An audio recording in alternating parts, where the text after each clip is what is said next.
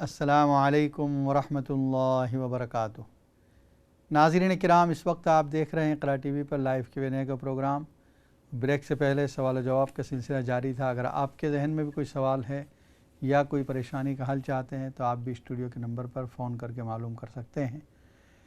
हमारी बहन ने ये सवाल किया कि वो बर्मिंघम सफ़र करना चाह रही हैं और 5-6 दिन के लिए वहाँ क़याम होगा। देखिए, जैसे ही आप घर से रवाना होंगी और आप अपने शहर को छोड़ेंगी, वहाँ से सफ़र के लिए आप शुरू हो गई। यानी अगर आप मोटरवे पर आ गई हैं तो इसका मतलब आपका शहर छूट गया। उसके बाद जो भी नमाज 4 रकात वाली नमाज है, ज़ोहर, असर और इशा की नमाज़, इन नमाज़ों को आप 2 रकात पढ़ेंगी फ़र्ज़। और जहाँ आप बर्मिंघम पहुँच रही है वहाँ जाने के बाद भी ये 3 नमाज़ें 2-2 रकात पढ़ती रहेंगी। अगर सुन्नत पढ़ने का वक्त है और इत्मीनान है तो पूरी सुन्नत पढ़ेंगी, सुन्नतों में कसर नहीं है। और जब वापस आएंगी तो जब आपका शहर शुरू हो जाएगा, यानी मोटरवे ख़त्म हो जाएगा, आप शहर में एंटर हो जाएंगी, उस वक्त फिर आप मुकीम बन जाएंगी, यानी फिर मुसाफिर की हालत ख़त्म हो जाएगी। तो यूँ समझ लें कि जब मोटरवे शुरू होगा आपका, वहाँ से लेकर वापस आने तक मुसाफिर हैं आप। और सुन्नत नमाज़ों में कोई कसर नहीं होता, कसर सिर्फ़ 3 नमाज़ों में है, ज़ोहर, असर और इशा। अगर जल्दी में है तो सुन्नत नमाज़ों का आप छोड़ें, कोई गुनाह नहीं होगा, लेकिन अगर इत्मीनान में है तो पूरी पढ़ेंगी। एक कॉलर लाइन पर मौजूद है। अस्सलामु अलैकुम वरहमतुल्लाहि वबरकातुह। वालेकुम अस्सलाम वरहमतुल्लाहि वबरकातुह। अलामा साहब ठीक हैं आप? अल्हम्दुलिल्लाह, आप कैसे हैं? जी अल्लाह का शुक्र है, दुआएं हैं, दुआ किया करें मेरे लिए। इंशाअल्लाह ज़रूर, आप फरमाइए। ज़रूर इंशाअल्लाह। अच्छा अलामा साहब, बड़ी मतलब है कि मैं अपने दिल पे बोझ रख के आपसे एक बात पूछ रहा हूँ। जी जी। पता नहीं जो हमारे ग्रुप है जी उसमें हम इन जो है कादियानी, हाँ उनसे गुफ्तगू होती रहती है, ऊट पटांग होती है उनकी अच्छी। तो वो कहते हैं नऊज़ुबिल्लाह के जब हज़रत हलीमा आई, दाई हलीमा अपनी बेटी को लेके, तो रसूल अकरम सल्लल्लाहु अलैहि वसल्लम ने उनको गले लगा लिया और उनको प्यार भी किया, उन्हें नहीं, उनकी बेटी को। तो ये बात कहाँ लिखी है और कहाँ तक सच है ये? अच्छा अच्छा, ठीक है, बता दें। प्लीज यार, बात समझ आ गई ना मेरी? जी जी, मतलब रज़ाई बहन को, रज़ाई बहन आई तो उनको गले भी लगाया और प्यार भी किया, क्योंकि मिर्ज़ा बदबक जो था वो गंदे काम करता था ना औरतों के साथ, आपको पता ही है, चिमटता था और गया प्यार करता था और बकवास करता था। तो उसने कहा चलो मैं भी इल्ज़ाम लगा के चला जाऊँ, नऊज़ुबिल्लाह। जी जी, इसलिए पूछना चाह रहा हूँ आपसे, जज़ाकल्लाह खैर। ठीक है। अस्सलाम वालेकुम। हमारी बहन का ये सवाल ये था कि बच्चे की पैदाइश के बाद कब तक उसके कान में अज़ान दी जा सकती है। देखिए, बच्चे के कान में अज़ान जितना जल्द हो सके दी जाए। लेट होने का यानी लेटेस्ट टाइम कोई मुतय्यन नहीं, लेकिन जल्दी से जल्दी दी जाए। जैसे ही बच्चा पैदा हुआ और उसको नहला धुला दिया, पाक हो गया, उसके बाद उसके कान में अज़ान दे दी जाए। सीधे कान में अज़ान देते हैं और उल्टे कान में इक़ामत कहते हैं। और ये ज़रूरी नहीं कि उसके लिए किसी इमाम को, किसी मुअज़्ज़िन को बुलाया जाए, बल्कि घर के मर्द या घर की औरतें भी अज़ान दे सकती हैं। कब तक दी जाए? अगर आपने नहीं दी तो चाहे फिर हफ़्ता गुज़र गया हो, चाहे 10 दिन गुज़र गए हों, जब भी दे दी जाए। मकसद ये है कि उसके कान में सबसे पहले दुनिया में आए तब अल्लाह की बड़ाई और रसूल अकरम सल्लल्लाहु अलैहि वसल्लम की रिसालत, इसकी बात, ये बात उसके कान में सबसे पहले आवाज़ जाए। इसलिए कि ये वक्त अगरचे वो समझने का नहीं है, लेकिन उसके कान में जब पड़ेगी तो ये रिकॉर्ड हो जाएगा। अगरचे बच्चा समझता नहीं, लेकिन रिकॉर्ड सब होता है। छोटे छोटे बच्चे जिनको घर में हम ये समझते हैं कुछ समझ नहीं रहे हैं, 2 साल के बच्चे हैं, 3 साल के बच्चे हैं, लेकिन वो सब कुछ कैच कर रहे होते हैं। जब उनको बाद में करने का वक्त होता है तो वही अमल करते हैं जो उन्होंने बचपने में देखा होता है। इसलिए जल्दी से जल्द अज़ान दे दी जाए, और अगर नहीं दिए तो जब भी याद आए उसके कान में अज़ान दे दी जाए। रहा क्या पढ़ा जाए उस वक्त, उस वक्त कोई ख़ास अमल नहीं है।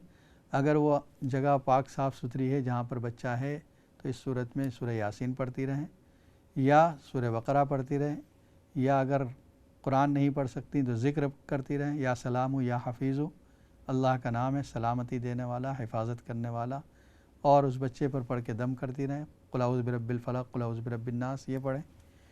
ایک اور لائن پر موجود ہے۔ السلام علیکم ورحمۃ اللہ وبرکاتہ۔ وعلیکم السلام ورحمۃ اللہ وبرکاتہ۔ مولانا صاحب، جی فرمائیے۔ میں آپ سے میری عرض ہوا کہ میں بہت عرصے سے بیمار ہوں، مجھے پیشاب کی تکلیف ہے، تو کوئی وظیفہ بتاؤ کہ میں ٹھیک ہو جاؤں۔ پیشاب زیادہ ہوتا ہے؟ بار بار میری پوری زندگی خراب ہو گئی ہے، 10 سال ہو گئے اس بیماری کو، ٹھیک نہیں ہو رہی، بہت علاج کریاں، گولیاں کھاتی، دوائیاں سب کچھ، مگر کوئی فائدہ نہیں ہوتا۔ تو پلیز کوئی وظیفہ بتائیں کہ میں نہ نماز پڑھ سکتی، نہ میں دلی خواہش ہے، میں حج کرنا چاہتی ہوں، برا کر کے ایسی لاسی ہے۔ جی جی، چلو انشاءاللہ کوئی عمل بتاتے ہیں، آپ دیکھتی رہیں پروگرام۔ السلام علیکم ورحمۃ اللہ۔ دوسرا ہماری بہن نے جنہوں نے کل فون کیا تھا، دوبارہ فون کیا، وہ اپنے بچوں کی شادی کے سلسلے میں پریشان تھی۔ سورہ ممتحنہ پارہ نمبر 28 کی 3rd سورت ہے، تیسری سورت ہے 28 پارے میں۔ اس سورت کو روزانہ آپ پڑھیں اور اس سورت کے پڑھنے کے بعد دعا کریں تو انشاءاللہ بچوں کی شادیاں آسان ہوگی۔ بچے اگر قرآن پڑھتے ہیں تو ان سے بھی کہیں کہ یہی سورت روزانہ پڑھتے رہیں۔ پھر ہماری ایک بہن کا یہ فون آیا کہ ان کو امریکہ جانے کا ویزا نہیں مل رہا ہے، انہوں نے ٹرائی کی ہے لیکن واپس آ گئے ڈاکیومنٹس۔ دیکھیے سورہ بنی اسرائیل پارہ نمبر 15 کی آیت نمبر 70 وَلَقَدْ كَرَّمْنَا بَنِي آدَمَ وَحَمَلْنَاهُمْ فِي الْبَرِّ وَالْبَحْرِ وَرَزَقْنَاهُمْ مِنَ الطَّيِّبَاتِ وَفَضَّلْنَاهُمْ عَلَى كَثِيرٍ مِّمَّنْ خَلَقْنَا تَفْضِيلًا۔ یہ آیت ہے، ایک ہی آیت وَلَقَدْ سے شروع ہوتی ہے، تفضیلہ پر ختم ہوتی ہے۔ اس آیت کو آپ روزانہ 100 مرتبہ پڑھیں، آخر میں شروع میں درود شریف پڑھ لیں 11 مرتبہ، اور اس کے بعد دعا کریں، اور چلتے پھرتے استغفار کرتی رہیں، استغفر اللہ ربی من کل ذنب واتوب الیہ، یا شارٹ جو ہے استغفر اللہ۔ اللہ تعالیٰ آپ کے کاموں کو آسان فرمائے گا۔ ہمارے بھائی نے جو سوال کیا ہے، دیکھیے اصل میں یہ جو گروپ کی بات کر رہے ہیں آپ، قادیانی گروپ، یہ ہذیان اور بکواس کرنے والا معاملہ ہے۔ ان کی باتوں کو اگنور ہی کیا جائے، ان کی باتوں کو اہمیت ہی نہ دی جائے، یہ اس قابل ہی نہیں کہ ان کو کوئی قابل اعتنا سمجھا جائے، کوئی توجہ کے قابل سمجھا جائے۔ وہ شخص جس کا اپنا دماغ صحیح نہیں تھا، جس کے اپنے اخلاق صحیح نہیں تھے، وہ کیا نبی بن سکتا ہے؟ امیر شریعت حضرت عطا اللہ صاحب بخاری رحمۃ اللہ علیہ فرمایا کرتے تھے کہ امت میں سب سے افضل شخصیت جو ہے وہ حضرت ابوبکر صدیق رضی اللہ تعالیٰ عنہ کی، تمام پوری امت کے اندر سب سے افضل شخصیت، کہ نبی اکرم صلی اللہ علیہ وسلم کے بعد سب سے افضل، سب سے اعلیٰ شخصیت حضرت ابوبکر صدیق کی۔ امیجن کریں، ہوا تو نہیں ایسا، لیکن تصور کریں کہ اگر حضرت ابوبکر صدیق نبی ہونے کا دعویٰ کرتے تو کیا امت قبول کرتی؟ امت اس وقت بھی قبول نہ کرتی اور اب بھی قبول نہ کرتی۔ تو ایسا شخص جو فضائل اور کمالات کا جامع ہے، صورت و سیرت کے اعتبار سے مکمل ہے، فضیلت کے اعتبار سے تمام امت کا سردار کہہ سکتے ہیں امتی، لیکن اس کی نبوت ہم تسلیم نہیں کر سکتے، تو یہ شخص جو نہ کردار کا مالک ہے، نہ سیرت کا مالک ہے، نہ صورت اس کی اس قابل ہے، کیسے ہم اس کو نبی مان لیں گے؟ جو آپ نے واقعہ ذکر کیا ہے وہ کتابوں میں اس طرح نہیں ملتا۔ والدہ جو ہیں آپ کی رضائی والدہ، ان کا آنا ثابت ہے اور آپ نے ان کا احترام کیا تھا۔ دوسرا ہماری بہن کا جو مسئلہ ہے، پیشاب کی تکلیف ہے، ایک کام تو یہ کریں آپ، سورہ بقرہ کے دوسرے رکوع میں ایک آیت ہے صم بکم عمی فہم لا یرجعون، اس آیت کو آپ روزانہ 100 مرتبہ پڑھیں، چھوٹی سی آیت ہے، بس اتنی آیت، صم بکم عمی فہم لا یرجعون، پہلے پارے میں سورہ بقرہ میں دوسرے رکوع کے اندر یہ آیت ہے، آپ تلاش کر لیں قرآن میں، اس آیت کو 100 مرتبہ پڑھنا ہے۔ اور جب بھی کوئی کھانا کھاتے ہیں آپ، کھانے کے بعد لإیلاف قریش یہ 3 مرتبہ پڑھ لیں، سورہ قریش کو 3 مرتبہ پڑھ لیں تو انشاءاللہ آپ کی یہ تکلیف ختم ہو جائے گی یا کم ضرور ہو جائے گی انشاءاللہ۔ ناظرین کرام، اس وقت آپ دیکھ رہے ہیں اقرا ٹی وی پر لائیو Q&A کا پروگرام۔ اگر آپ بھی کوئی سوال کرنا چاہتے ہیں یا آپ کسی پریشانی کا حل چاہتے ہیں، آپ بھی اسٹوڈیو کے نمبر پر فون کر کے معلوم کر سکتے ہیں۔ جو تذکرہ چل رہا تھا آج سورہ دخان کا، جس میں اس بات کا تذکرہ آیا کہ اللہ تعالیٰ نے حضرت موسیٰ علیہ السلام کو بنی اسرائیل کی نجات کے لیے بھیجا، اور اللہ تعالیٰ نے حضرت موسیٰ علیہ السلام کے ذریعے اس قوم کو نجات عطا فرمائی۔ وَلَقَدْ نَجَّيْنَا بَنِي إِسْرَائِيلَ مِنَ الْعَذَابِ الْمُهِينِ، اس کے بعد والے رکوع میں جو اوپر آیا، اس کے بعد ہم نے نجات عطا فرمائی بنی اسرائیل کو من العذاب المہین، ذلت کے عذاب سے، من فرعون سے، انہو کان عالیا من المسرفین، سرکش ہو چکا تھا، حد سے آگے بڑھ رہا تھا۔ وَلَقَدِ اخْتَرْنَاهُمْ عَلَىٰ عِلْمٍ عَلَى الْعَالَمِينَ، اور ہم نے ان کو یعنی بنی اسرائیل کو دنیا والوں پر فضیلت عطا فرمائی۔ 3 جگہ پر قرآن مجید میں یہ آیت ہے، یا بنی اسرائیل اذکروا نعمتی التی انعمت علیکم وانی فضلتکم علی العالمین، ہم نے فضیلت عطا فرمائی دنیا والوں پر۔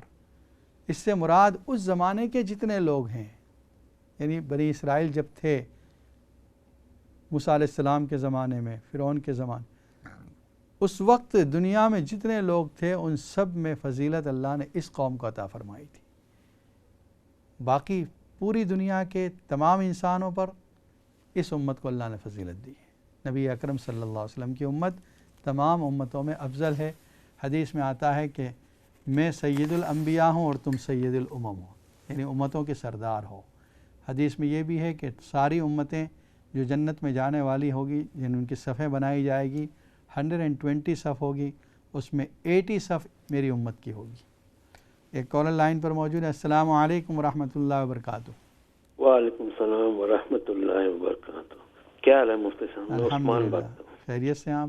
الحمدللہ، آپ کی دعا۔ فرمائیے۔ اچھا، میں یہ پوچھنا تھا، ایک میسج آیا نستغفر اللہ، یہ پڑھ سکتے ہیں؟ یہ اس کا کیا معنی ہوتا ہے نستغفر اللہ؟ ٹھیک ہے، بتا دیں۔ اور اس کو پورا پڑھ سکتے ہیں نستغفر اللہ رب من کل ذنب واتوب الیہ؟ ٹھیک ہے، بتا دیں۔ اوکے، السلام علیکم ورحمۃ اللہ وبرکاتہ۔ جی، جمع کے صیغے کے ساتھ یہ جو نستغفر ہے، جو استغفر اللہ ہے، اس کا ترجمہ ہوتا ہے کہ میں مغفرت چاہتا ہوں اللہ سے، اور جو نستغفر ہے اس کے معنی ہے ہم مغفرت چاہتے ہیں اللہ سے۔ تو یہ بھی صحیح ہے، بلکہ اس میں یہ ہوگا کہ جتنے آپ امت کے تمام افراد کو شامل کر لیں، ہم سب مل کر استغفار کرتے ہیں، ہم سب مل کر اللہ سے اپنے گناہوں کی معافی چاہتے ہیں، تو نستغفر اللہ ربی من کل ذنب واتوب الیہ تب بھی آپ پڑھ سکتے ہیں، لیکن آخر میں اتوب الیہ کی جگہ پھر نتوب الیہ پڑھیں گے۔ نستغفر اللہ ربی من کل ذنب ونتوب الیہ، تو یہ جمع کے صیغے کے ساتھ ہے اور اس طرح بھی پڑھا جا سکتا ہے، بلکہ اس کی فضیلت بڑھ جائے گی جبکہ آپ دوسروں کو بھی اس میں شامل کر لیں گے۔ تو اللہ تعالیٰ نے حضرت موسیٰ علیہ السلام کا ذکر فرمایا۔ اچھا، ایک اور کالر لائن پر موجود ہے۔ السلام علیکم ورحمۃ اللہ وبرکاتہ۔ وعلیکم السلام ورحمۃ اللہ وبرکاتہ۔ میرا ایک سوال ہے، جی، مجھے یہ پوچھنا ہے آپ سے کہ مجاہد کا مطلب کیا ہوتا ہے؟ انگلش میں اس کو کیا بولتے ہیں مجاہد کو؟ اچھا ٹھیک ہے، بتا دیں۔ مجھے یہ پوچھنا ہے آپ سے کہ مجاہد کا السلام علیکم۔ اور ایک کالر لائن پر موجود ہے۔ السلام علیکم ورحمۃ اللہ وبرکاتہ۔ السلام علیکم۔ وعلیکم السلام۔ جی، مفتی صاحب، میرے پوچھنا ہے کہ جب کوئی غلطی ہو جاتی ہے نماز میں تو سجدہ سہو کرتے ہیں، تو کیا یہ سلام پھیر کے پورا پھر درود ابراہیمی بھی پڑھتے ہیں؟ دونوں درود ابراہیمی بھی پڑھتے ہیں پھر سلام پھیرتے ہیں، یا صرف سجدہ کر کے تو سلام پھیر لیتے ہیں؟ ٹھیک ہے، بتا دیں انشاءاللہ۔ اور دوسرا میری سوال یہ ہے کہ میری بیٹی ہے، اس کو ڈپریشن ہے، بہت زیادہ ہے، تو اس کے لیے کچھ بتائیں، میں کیا کروں؟ میں بہت زیادہ پریشان ہوں، مجھ سے نفرت کرتی ہے، مجھے گھر نہیں آنے دیتی، میرے گھر نہیں آتی، کتنی اور عمر ہے مجھے اس تنگ کی؟ کرتی ہے، بہت تنگ کرتی ہے مجھے۔ کتنی عمر ہے؟ عمر اس کی 45 ہے، شادی ہو اور گئی ہے؟ جو شادی ٹوٹ گئی ہے بس اس کی، تو کچھ بڑا مسئلہ ہے اس کے ساتھ، وہ بہت ہی زیادہ تنگ کرتی ہے، پریشان کرتی ہے، मतलब मेरे साथ बहुत नफरत करती है और ना मुझे घर आने देती है ना मेरे घर आकर मेरे साथ रहती है। उसके लिए मैं हर वक्त बहुत ज़्यादा परेशान रहती हूँ। उसके लिए खाना लेके जाती हूँ, हर चीज़ लेके जाती हूँ, तो वो दरवाजे से मुझे लेती है तो फिर कहती है जाओ बस। अल्लाह, तो इस तरह मैं बहुत परेशान हूँ। ठीक है, क्या बता करूँ? दें कुछ पढ़ने के लिए बता दें प्लीज़। इंशाअल्लाह। अस्सलाम वालेकुम। अस्सलाम वालेकुम। मज़ीद एक कॉलर लाइन पर मौजूद है। अस्सलाम वालेकुम वरहमतुल्लाहि वबरकातुहू। वालेकुम सलाम वरहमतुल्लाहि वबरकातुहू। जी मैं दूसरी बार फिर हाजिर हो रहा हूँ। जी फरमाइए। तो पहली कॉल जो मैं की थी ना, वो एक बात ये है कि मैं ये जानना चाहता था कि वो सिला रहमी के जो कानून है उसके मुताबिक वो ताया जो है उस पर फर्ज बनता है कि वो उनके साथ तल्लुकात रखे, मतलब है, इतना मुझे बताएं। अच्छा ठीक है, इंशाअल्लाह बता दें। अस्सलाम वालेकुम। जी, हमारी बहन का सवाल ये था कि मुजाहिद का मतलब क्या है। देखिए, अरबी ज़बान जो है बहुत वसी ज़बान है। इसके अंदर अल्फाज के माना में बड़ी गहराई होती है। मुजाहिद ये इसमें फ़ाइल का सेगा है, जिहाद करने वाला, और जिहाद कहते हैं स्ट्रगलिंग, इंग्लिश में उसको स्ट्रगल करना कहते हैं, मशक्क़त उठाने वाला। और जिहाद जो इस्लामिक शरीयत में है एक इस्तिलाह है, वो है कि कुफ्र इस्लाम की जंग में लड़ने वाला, उसको भी मुजाहिद कहते हैं। तो अगर स्ट्रगलिंग के एतबार से कहें तो स्ट्रगलर कहेंगे, और वॉरियर भी कह सकते हैं आप मुजाहिद, इस तरह पर इसका तर्जुमा हो सकता है। सजदे सहव का तरीक़ा जो हमारी बहन ने पूछा है, देखिए सजदे सहव ये है, पहले तो इसको समझ लें कब किया जाता है। नमाज के अंदर कोई वाजिब गलती से छूट जाए, जानबूझकर अगर छोड़ा है तो नमाज अदा नहीं होगी। जैसे अल्लाह अकबर कहा आपने, अलहम्द शरीफ पढ़ी और जानबूझकर बग़ैर सूरत मिलाए रुकू में चले गए, हालांकि आपको पता है कि ये पहली रकात है, इसमें अलहम्द के पास उसके बाद दुरुश इसमें तिलावत करनी है सूरत की, लेकिन जानबूझकर अल्लाह अकबर कह दिया तो नमाज नहीं होगी। तो वाजिब है ऐसी चीज़, उसको आपसे भूल हो गई और छूट गया। दूसरा, फ़र्ज़ में ताख़ीर का हो जाना। अगर फ़र्ज़ छूट गया है, चाहे जानबूझकर चाहे भूले से, तब वो नमाज ही नहीं होगी। जैसे रुकू करना फ़र्ज़ है, अगर कोई शख्स नमाज में अलहम्द शरीफ और सूरत पढ़ने के बाद सीधी सजदे में चले गए, अब चाहे गलती से सजदे में गए चाहे जानबूझकर, वो नमाज ख़त्म, नमाज अदा नहीं होगी। तो किसी वाजिब का गलती से छूट जाना या किसी फ़र्ज़ में ताख़ीर हो जाना। फ़र्ज़ में ताख़ीर कैसे हो सकती है? 2 रकात पर आप अत्तहियात पढ़ रही हैं, अत्तहियात के बाद आपको खड़े होना है, 4 रकात वाली या 3 रकात वाली नमाज है। अब आपने उसमें दुरूद शरीफ पढ़ दिया, तो जो तीसरी रकात का क़याम फ़र्ज़ था उसमें ताख़ीर हो गई। इस वजह से फिर आप पर सजदे सहव लाजिम हो जाएगा। सजदे सहव का तरीक़ा ये है कि जिस वक्त आखिरी रकात का सजदा करके बैठेंगे अत्तहियात में, तो अत्तहियात पढ़ेंगे, दुरूद शरीफ और दुआ पढ़ेंगे, और फिर एक साइड सलाम फिरेंगे, और उसके बाद 2 सजदे एक्स्ट्रा करेंगे। 2 सजदे करने के बाद फिर बैठेंगे, अत्तहियात, दुरूद शरीफ और दुआ फिर पढ़ेंगे, और फिर सलाम फेरेंगे। ये नमाज मुकम्मल हुई। इमाम के लिए ये हुक्म है कि तू इमाम है, जब तुझे सजदे सहव करना है तो अत्तहियत के बाद फ़ौरन सलाम फेर दे पहली मर्तबा में। क्यों? ताकि मुक्तदियों को ये एहसास हो जाए कि इमाम साहब ने इतनी जल्दी सलाम क्यों फेरा। इसका मतलब ये है कि सजदे सहव करने वाले हैं।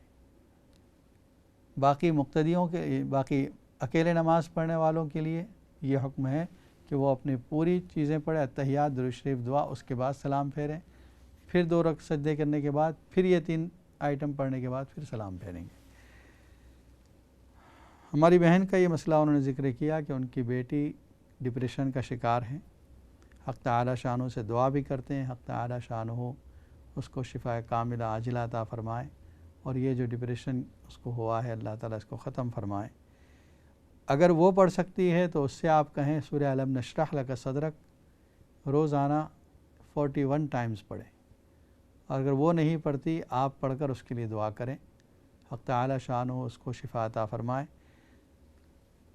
जब आप खाना लेकर जाती हैं اس کھانے پر بھی آپ علم نشرہ 11 مرتبہ پڑھ کے دم کر دیا کریں۔ پھر ہمارے بھائی نے جنہوں نے پہلا مسئلہ پوچھا تھا اور ان کے جو صلہ رحمی کے تعلق سے وہ پوچھنا چاہ رہے ہیں کہ اب ان کے ساتھ تعلق رکھا جائے یا نہیں۔ دیکھیے، ایسے ظالموں سے جنہوں نے آپ کے ساتھ اس طرح کا ظلم کیا ہے، آپ کی جائیداد کو ظالمانہ طور پر، غاصبانہ طور پر قبضہ کر لیا ہے، اگرچہ انہوں نے اپنا عمل کیا ہے لیکن آپ اپنے طور پر صرف سلام کی حد تک تعلق رکھ سکتے ہیں۔ سلام و کلام رہے، ٹھیک ہے، کیا حال ہے، ختم، بس۔ آپ کا دل تو نہیں چاہے گا کہ اتنا کریں، لیکن قطع تعلق یہ اچھی چیز نہیں ہے۔ اس کی وجہ سے دشمنیاں پیدا ہوتی ہے، دشمنی کی وجہ سے آپ بھی پریشان ہوں گے، وہ بھی پریشان ہوں گے، آپ کے دل میں کڑھن کا جذبہ ہوگا۔ اس کے بجائے یہ ہے کہ آپ سلام و کلام رکھیں، ضرورت کی حد تک، بس اس کے بعد ختم کریں۔ حق تعالی شانہ آپ کو اس صلہ رحمی کا یعنی السلام کا بھی اجر و ثواب دے گا۔ باقی انہوں نے جو کیا ہے اللہ کے یہاں وہ چھوٹنے والے نہیں ہیں، اللہ تعالیٰ ان سے پکڑے گا اور حساب و کتاب ضرور ہوگا۔ وَلَقَدْ نَجَّيْنَا بَنِي اسرائیل۔ اچھا، یہ آیت چل رہی تھی کہ ہم نے اس زمانے میں جتنے لوگ تھے ان میں بنی اسرائیل کو فضیلت عطا فرمائی تھی۔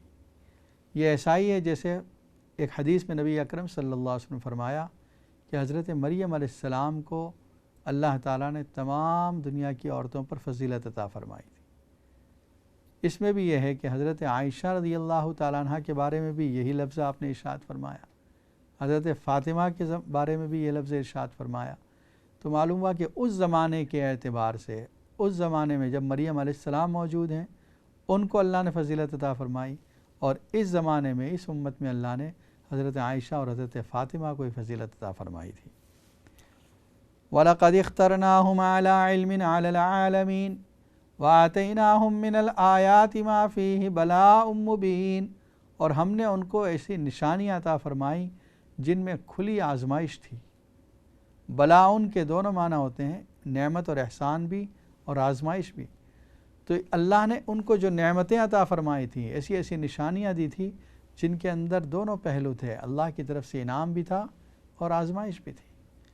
جیسے من و سلویٰ کا نازل ہونا، کھلے میدان میں صحرا کے اندر یہ لوگ چل رہے ہیں اور اللہ تعالیٰ کی طرف سے بادل سایہ کر رہا ہے، کھانے کے وقت پر کھانا مل رہا ہے، پانی کے لیے اللہ نے انتظام کر دیا ہے۔ یہ قدرت کی نشانی بھی ہے اور آزمائش بھی ہے کہ دیکھیں کون اللہ کے حکم کے مطابق ان چیزوں کو استعمال کرتا ہے اور کون نبی کی فرما برداری کرتا ہے، کون نافرمانی کرتا ہے۔ وَآتَيْنَاهُمْ مِنَ الْآيَاتِ مَا فِيهِ بَلَاءٌ مُبِينٌ إِنَّ هَٰؤُلَاءِ لَيَقُولُونَ إِنْ هِيَ إِلَّا مَوْتَتُنَا الْأُولَىٰ وَمَا نَحْنُ بِمُنشَرِينَ، یقیناً یہ کہیں گے کہ یہ تو ہماری زندگی یہی ختم ہونے والی ہے، اس کے بعد کچھ نہیں، لیکن حقیقت میں مرنے کے بعد ان کو اٹھایا جائے گا، اور آخر میں اللہ تعالیٰ نے ان کو مرنے کے بعد کی زندگی کا احساس دلایا۔ حق تعالیٰ سے دعا ہے کہ حق تعالیٰ شانہ تمام بیماروں کو شفا عطا فرمائے، جو پریشان حال ہیں ان کی پریشانیوں کو دور فرمائیں۔ اللہم صلی علی سیدنا محمد وعلی آل سیدنا محمد مبارک وسلم۔ اللہم لک الحمد کلہ ولک الشکر کلہ علانیتہ وسرہ۔ اے اللہ ہمارے گناہوں کو معاف فرما، خطاؤں سے درگزر فرما۔ اے اللہ ہمیں جو بیمار ہو ان سب کو شفا کاملہ عاجلہ عطا فرما، جو پریشان حال ہیں ان کی پریشانیوں کو دور فرما، جو مقروض ہیں ان کے قرض کی ادائیگی آسان فرما۔ اے اللہ حلال روزی عطا فرما، حرام رزق سے ہماری حفاظت فرما۔ اے اللہ جو گھر میں پریشانیاں ہیں ان گھر میں پریشانیوں کو دور فرما، جادو کے اثرات سے، عصبی اثرات سے، حاسدوں کے حسد سے، کینہ پروروں کے کینے سے ہماری حفاظت فرما، اور تمام دنیا میں مسلمان جہاں جہاں پریشان آ رہے سب کی پریشانیوں کو دور فرما۔ اے اللہ حرمین شریفین اور مسجد اقصیٰ کی حفاظت فرما۔ اے اللہ مسجد اقصیٰ کو یہود کے قبضے سے آزاد فرما۔ نبی صلی اللہ علیہ وسلم نے جتنی خیر کی دعائیں مانگی ہمارے لیے مقدر فرما، جتنے شرور سے پناہ چاہی ہم سب کی اس سے حفاظت فرما۔ اس ملک کے جو سیاسی صورتحال چل رہی ہے مسلمانوں کے حق میں اس کو بہتر فرما، اور مسلمانوں کی ہر طریقے سے حفاظت فرما۔ اور اے اللہ ہماری اس تمام کاوشوں کو قبول فرما، جو دینی کاوشیں اس ملک میں چل رہی ہے، مدارس کی لائن سے، مکاتب قرآنیہ کی لائن سے، مسجدوں کی لائن سے، اللہ ان سب کو قبول فرما۔ اے اللہ ہماری دعاؤں کو محض اپنے فضل و کرم سے اور نبی صلی اللہ علیہ وسلم کے صدقے میں قبول فرما۔ سبحان ربک رب العزت عما یصفون وسلام علی المرسلین والحمد للہ رب العالمین۔ السلام علیکم ورحمۃ اللہ وبرکاتہ۔